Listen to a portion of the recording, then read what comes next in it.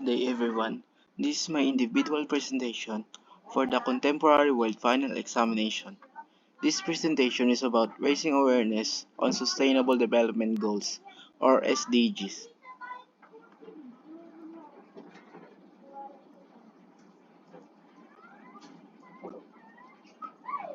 For the introduction, what are the SDGs? The 17 Sustainable Development Goals were adopted by the United Nations in 2015. These goals are a universal call to action to end poverty, protect the planet, and ensure peace and prosperity for all by 2030. Goal of this project: raise awareness about one of the SDGs, inspire action, and educate others through an engaging video.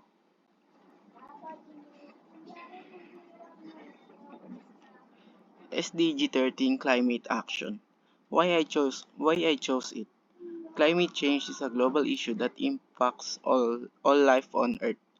It's an urgent challenge that requires immediate action. What does it address?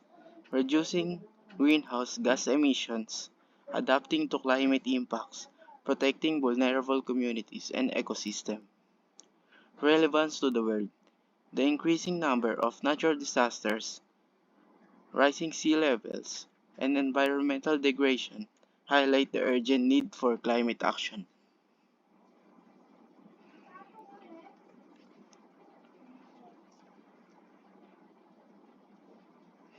For the research on SDG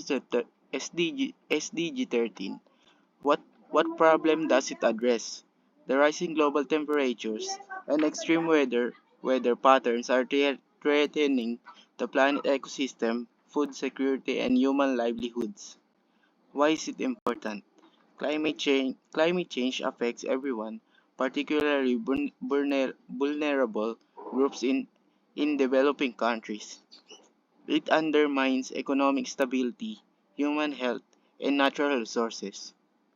Real-world examples and statistics. 2019 was the second warmest year on record, with rising global temperatures. According to the UN, climate change could push more than 100 million people into poverty by 2030. Action to support SDG 13. Individuals reduce carbon footprint, for example, using public transport, reducing energy consumption. Communities advocate for sustainable practices such as recycling and renewable energy.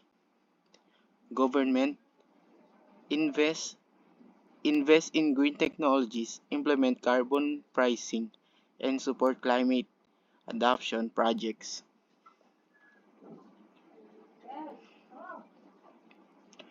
For the conclusion, summary, SDG 13 Climate Action is a critical goal for the future of the planet.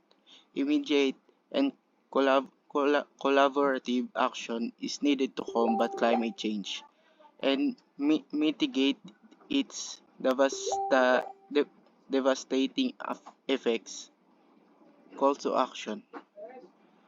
Through education, awareness, and active participation, we can contribute to eff- climate action efforts by, by making small but impactful changes in our daily lives. We can support the global fight against climate change. So that's all. Thank you for listening.